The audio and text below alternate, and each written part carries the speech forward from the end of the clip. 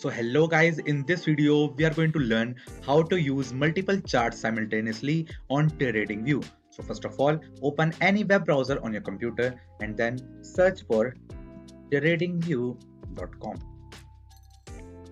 After that, click products and then choose chart plus. So guys, after coming on this page, you guys can see this option right here. Now click on this. So as you can see guys, there are a lot of layouts that you can use to observe and see multiple charts simultaneously. Let's say you want to see 3 charts simultaneously, then you'll click on that button. And as you can see guys, I haven't the access of 30-day free trial, then I cannot able to access that particular feature. But if you have the 30-day free trial, or if you have the premium account of TradingView, then guys, you can able to access that feature and see multiple charts like this simultaneously on your screen, as you can see in the video.